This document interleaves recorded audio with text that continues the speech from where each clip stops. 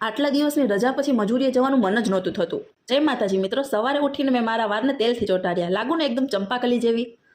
પછી મસ્ત તૈયાર થઈ ગઈ મજૂરીએ જવા માટે. આટલા દિવસની રજા પછી મજૂરીએ જવાનું મન જ નહોતું થતું, પણ શું કરવું, કામ તો કરવું પડે ને, નકર ખાવાનું કોણ આપે. એટલે મન મક્કમ કરીને નીકળી ગઈ પોસ્ટ ઓફિસ માટે.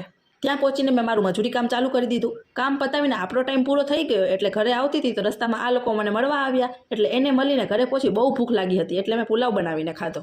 પછી શું મિત્રો, વાપસ આવી ગઈ બીજે મજૂરીએ. ત્યાં હજી પહોંચી ત્યાં જ સાહેબે આવડી મોટી ફાઇલ મને પકડાવી દીધી કે આ બધું કામ તારે કરવાનું છે. પછી તો શું મિત્રો, આટલા દિવસની રજા ભોગવી તો કામ તો પૂરું કરવું જ જોશે. એટલે હું ઊંધે માથે કામ કરવા લાગી. થોડી વાર થઈ ત્યાં મગજ કામ ન કરે. મગજ કે પહેલાં ચા આપ પછી કામ કરીશ. એટલે પછી મેં 5 મિનિટ બ્રેક લીધો અને ચા પીધો. અને પછી કામ પતાવીને મારે ઘરનું થોડું સામાન લેવાનું હતું એટલે આવી ગઈ બજારમાં. ત્યાંથી શાકભાજી અને થોડો નાસ્તો લીધો. ત્યાં મને પાણીપુરીવાળો દેખાણો એટલે મેં 8-10 પ્લેટ ખાઈ લીધી. પછી શું, જમવાની ઉપાધિ નહીં ને ઘરે. તો આજ માટે બસ આટલું જ. વિડીયો ગમ્યો હોય તો વિડીયોને લાઈક કરજો અને મોર મિની બ્લોગ્સ જોવા માટે ચેનલને કરી દેજો સબસ્ક્રાઈબ.